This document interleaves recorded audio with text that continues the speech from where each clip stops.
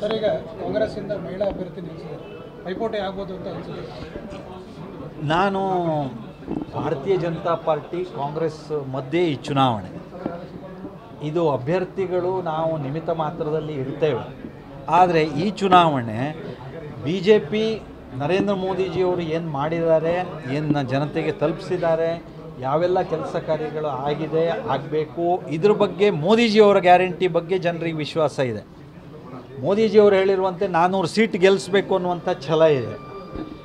ಕಾಂಗ್ರೆಸ್ಸು ಹತಾಶ ಸ್ಥಿತಿಯಲ್ಲಿ ಇರೋದರಿಂದ ಅವ್ರಿಗೆ 100 ಸೀಟ್ ನಿಲ್ಲಿಸೋದಕ್ಕಾಗ್ತಿಲ್ಲ. ನೋಡ್ತಿದ್ದೀವಿ ನಾವೆಲ್ಲ, ನಿಲ್ಲಿಸೋದಕ್ಕೆ ಎಷ್ಟು ಕಷ್ಟಪಡ್ತಿದ್ದಾರೆ. ಇಂಡಿ ಘಟಬಂಧನದಲ್ಲಿ ದಿನ ಬೆಳಗಾದರೆ ಅದರ ವಿಘಟನೆ ನೋಡ್ತಿದ್ದೀವಿ ನಾವು.